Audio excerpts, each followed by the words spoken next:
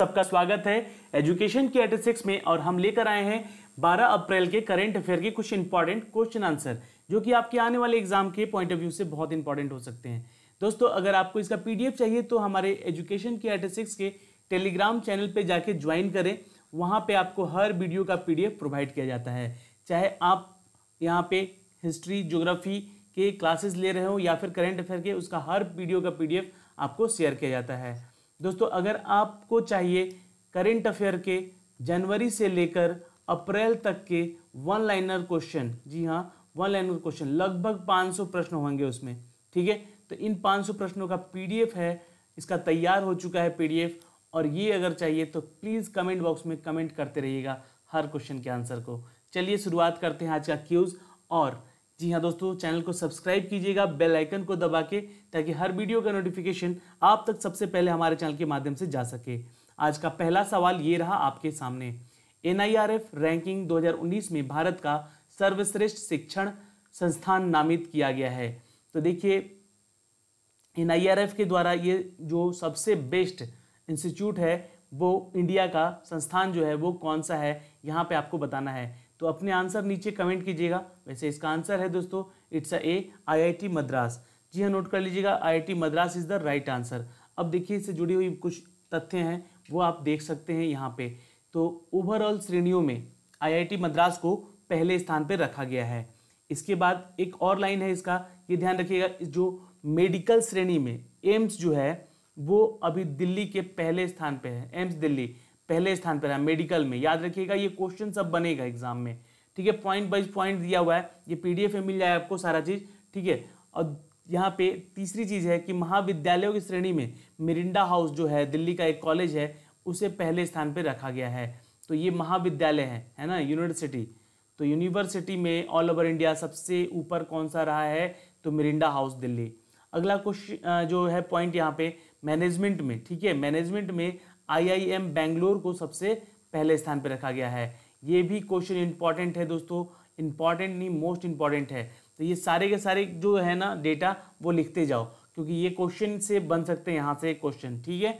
तो यहाँ पे एक और चीज़ है कि कानून की श्रेणी यानी कि जो लॉ के कॉलेजेस हैं, है ना, उनमें law school of Indian university Bangalore पहले स्थान पे है, जबकि स्थापत्य में श्रेणी जो है आईआईटी खड़गपुर जो है वो अपने पहले पावदान पे है स्थापत्य में, ठीक है। तो नोट कर लीजिएगा, ये कानून में और ये स्थापत्य में आईआईटी खड़गपुर नंबर 1 पे है और यहाँ पे बेंगलोर नंबर 1 पे है। देखिए यहाँ पे एक और पॉइंट है, विश्वविद्यालय की श्रेणियों में आईआईएससी जो कि बेंगलोर का है दोस्तों ये कॉलेज, ठीक है, आईआईएससी पहले स्थान पे है। और विश्वविद्यालय की श्रेणियों में, ठीक है, ये महाविद्यालय श्रेणी में है और ये विश्वविद्यालय। तो वर्ल्ड में इसका जो स्थान है आईआईएससी का वो पहले स्थान पे है। तो नोट कर लीजिएगा, इंपॉर्टेंट है ये क्वेश्चन, एग्जाम में पूछ सकता है, ठीक है। इंजीनियरिंग संस्थानों में आईआईटी सूची में आईआईटी मद्रास और आईआईटी दिल्ली दोनों ही एक दूसरे के यहाँ पे एक नंबर पे बने हुए हैं अभी भी, ठीक है। तो आंसर यहाँ पे दिल्ली अगर ऑप्शन में है तो दिल्ली नहीं देकर आईआईटी मद्रास को रखना है, क्योंकि इससे ओवरऑल पे इसको रखा गया है, ठीक है। और इंजीनियरिंग में सिर्फ यहाँ पे आईआईटी दिल्ली और आईआईटी मद्रास का कंपटीशन बराबर लेवल पे है, ठीक है। और मानव संसाधन विकास मंत्रालय के उच्च शिक्षा संस्थान रैंकिंग आईआईटी चेन्नई पहले स्थान पर और आईआईएससी बेंगलुरु दूसरे स्थान पे और आईआईटी दिल्ली तीसरे स्थान पे है। किसमें, तो एचआरडी में, ठीक है, तीसरे स्थान पे है। और जामिया हमदर्द जो है वो फार्मेसी में सर्वश्रेष्ठ स्थान पे यानी कि पहले नंबर पे है। तो दोस्तों ये यहाँ से सोचो, एक क्वेश्चन से लगभग यहाँ पे 1 2 3 4 5 6 7 8 9 10 लाइनें आपकी बनी हैं एग्जाम के पॉइंट ऑफ व्यू से इंपॉर्टेंट। तो ये 10 पॉइंट आपको याद रखने होंगे, क्योंकि यहाँ से इन 10 पॉइंट से 10 क्वेश्चन बन सकते हैं, ठीक है। तो क्वेश्चन नंबर 2 देखें। हाल ही में सुर्खियों में रहे इस्लामिक रेवोल्यूशनरी गॉड क्रॉप्स। देखिए, ये इस्लामिक रेवोल्यूशनरी गॉड क्रॉप्स है क्या, तो ये जान लीजिए आप लोग, क्योंकि ये जानना आपका जरूरी है, ठीक है। तो ये ईरान का एक एलिट सैनिक बल है जिसे ईरान के गवर्नमेंट इसे रेगुलेट करती है, इस्लामिक रेवोल्यूशनरी गॉड क्रॉप्स। जबकि इसको अमेरिका ने, जी हाँ, अमेरिका ने इसको एक आतंकवादी संगठन प्रूफ कर दिया है। जी हाँ दोस्तों, इसको एक आतंकवादी संगठन प्रूफ कर दिया है, जबकि अमेरिका के राष्ट्रपति डोनाल्ड ट्रंप ने इस अपने एक वाक्य में कहा है कि ईरान न केवल आतंकवाद को प्रायोजित करता है बल्कि इस्लामिक रिवॉल्यूशनरी गार्ड कॉर्प्स के द्वारा आतंकवाद को वित्तीय सहायता देकर इसे बढ़ावा भी देता है। अब देखिए यहाँ से कुछ इंपॉर्टेंट क्वेश्चन बन सकते हैं आपके एग्जाम के पॉइंट ऑफ व्यू से। आंसर बी होगा ईरान, नोट कर लीजिएगा।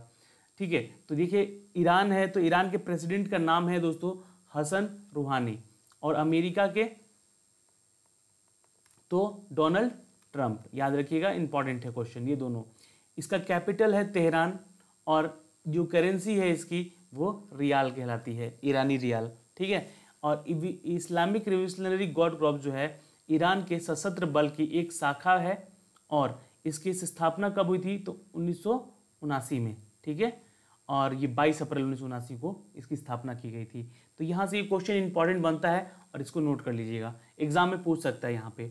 ठीक है, तीसरा क्वेश्चन देखते हैं। मॉनेटरी ओपन टेनिस टूर्नामेंट 2019 में महिला एकल वर्ग का खिताब किसने जीता है? दोस्तों ये देखिए, ये इंपॉर्टेंट है और ये खेल जगत से है, तो यहाँ पे खेल जगत से क्वेश्चन भी एग्जाम में पूछे जाते हैं। Who won the title of the women single category in the monetary open tennis tournament इन 2019? तो आंसर नोट कीजिएगा, it's a Garbine Muguruza. Garbine Muguruza is the right answer. ठीक है, अब ये गार्बिन मुगुरुजा हैं जो कहाँ से हैं तो स्पेन की हैं, और आपको बता दें कि ये मॉनेटरी ओपन टेनिस टूर्नामेंट 2019 में एकल वर्ग में इन्होंने अपना ये खिताब जीता है।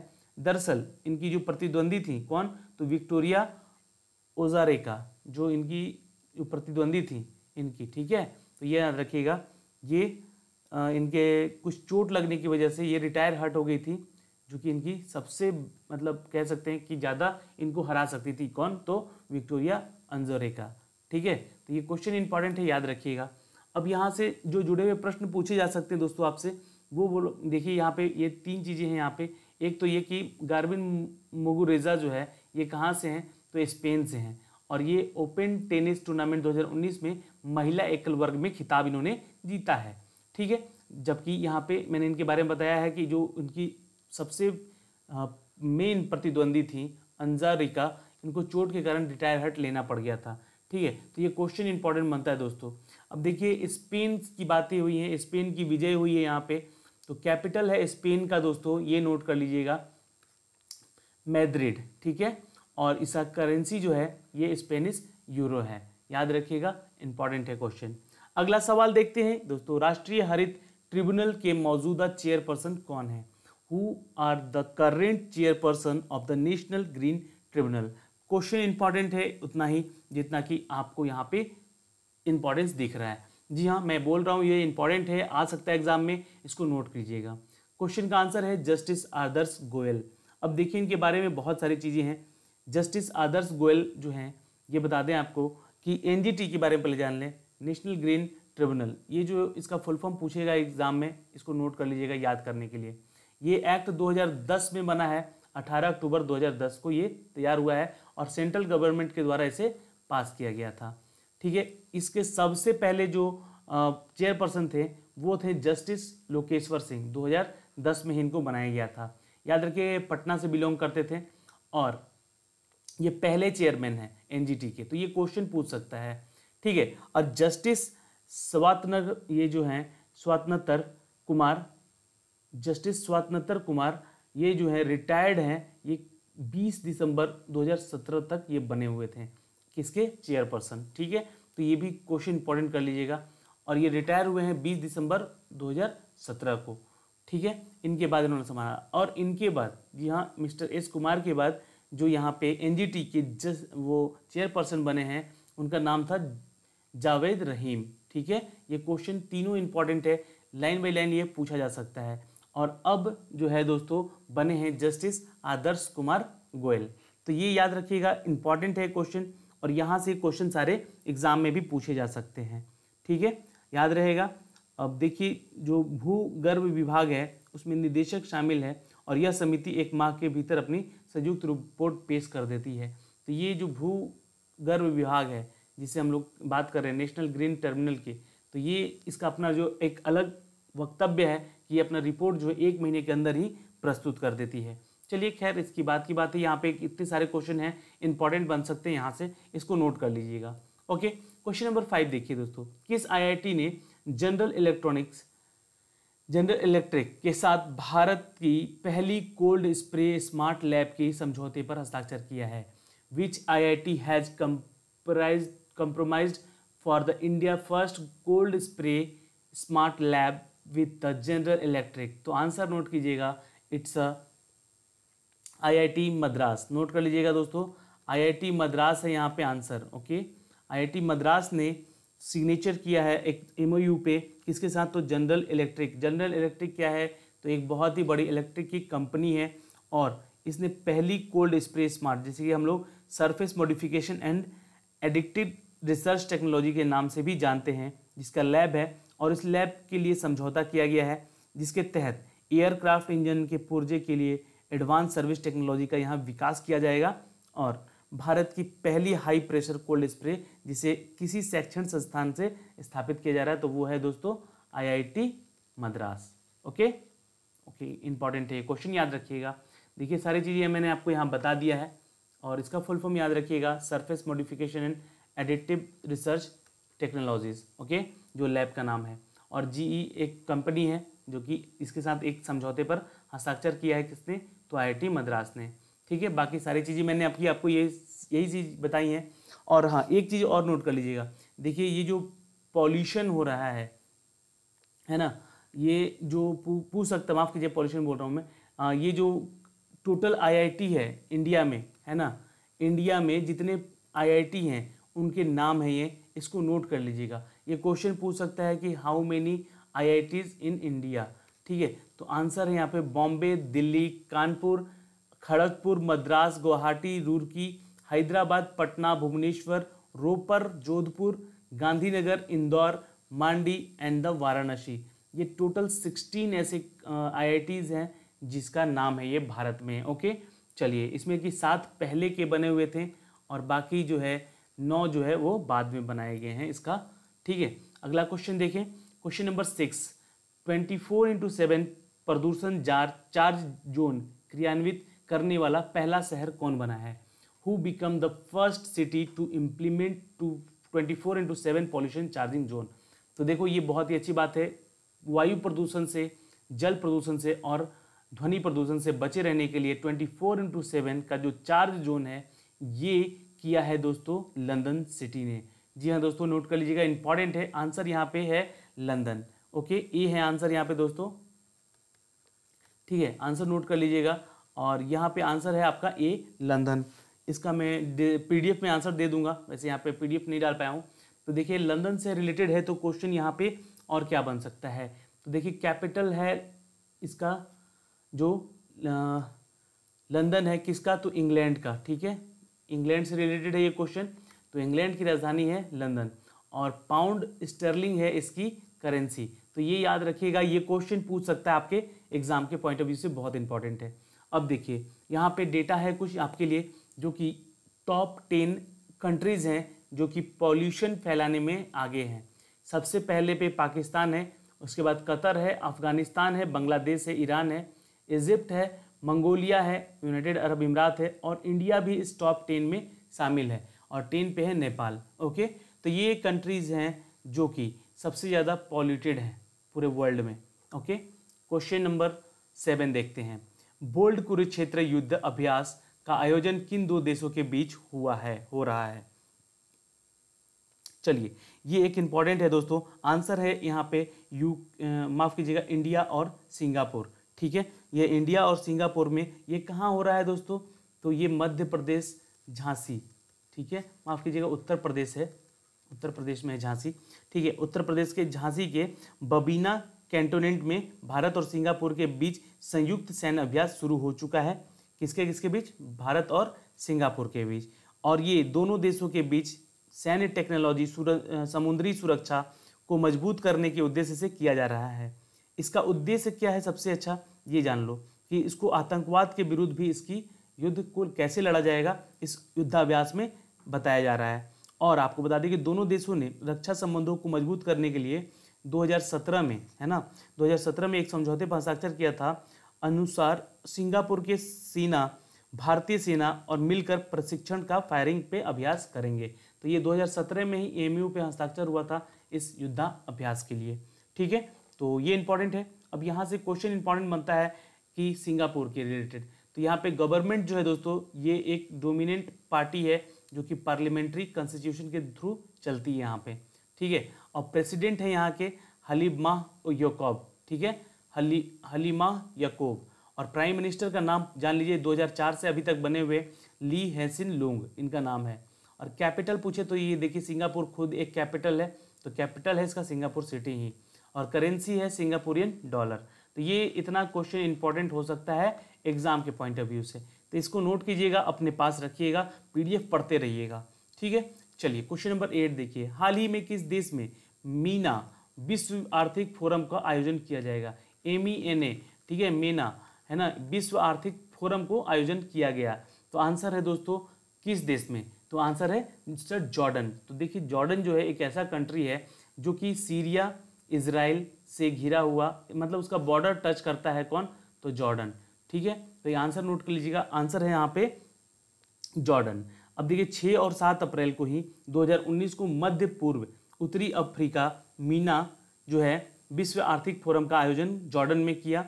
और इसका बैठक देखिए, सबसे इंपॉर्टेंट जानने वाली बात रख लीजिएगा कि जो महत्वपूर्ण मुद्दे हैं उस पर चर्चा की गई है, जिनमें कि नौकरियों के सृजन के बारे में, यहाँ पे जॉब से रिगार्डिंग जो है वो सारी चीज़ें बातें की गई हैं।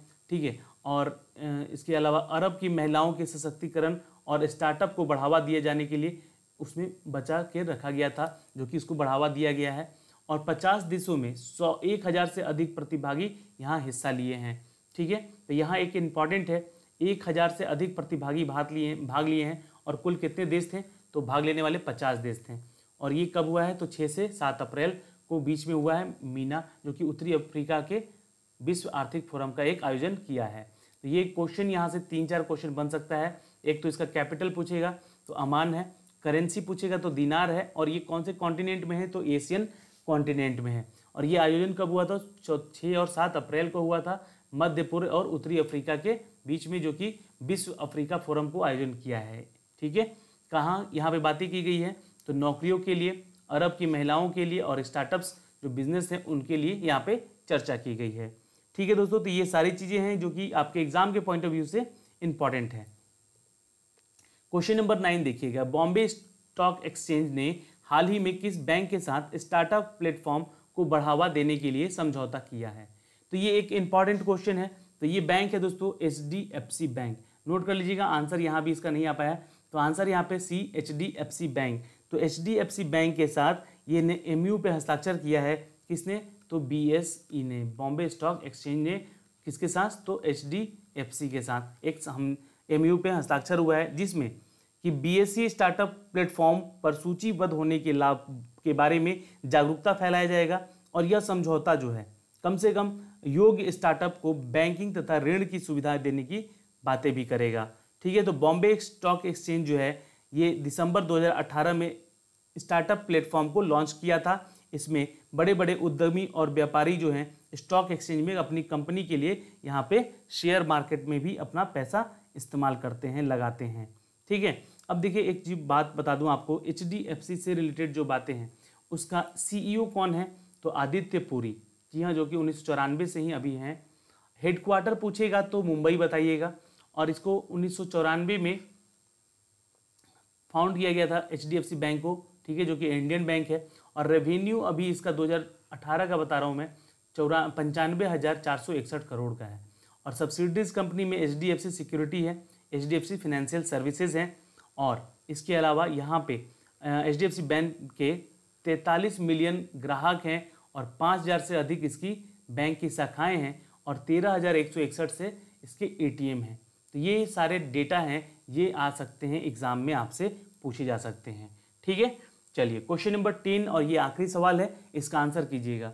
चुनाव आयोग ने, देखिए चुनाव चल रहा है अभी, ठीक है, आज ही चुनाव था, तो चुनाव आयोग ने आदर्श आचार संहिता के दौरान संविधान के किस अनुच्छेद के तहत बायोपिक पब्लिसिटी मटेरियल के प्रकाशन पर प्रतिबंध लगाया है?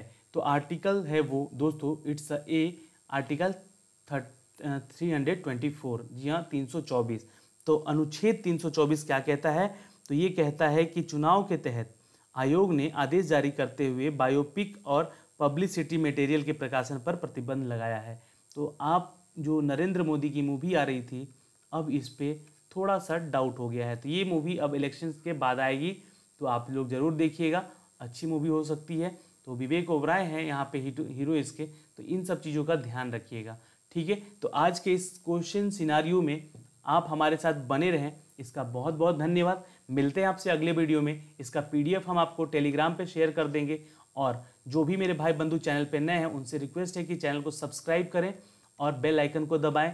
और उसके अलावा PDF जो है लगभग 500 से भी ज़्यादा प्रश्नों का, जी हाँ PDF जो है लगभग 500 से ज़्यादा प्रश्नों का ये 1 लाइनर PDF है। और ये आपको चाहिए, कैसे चाहिए तो मैं बताऊंगा परसों, ठीक है। तो वीडियो को देखते रहिए, लाइक कीजिए, शेयर कीजिए। Bye bye, take care.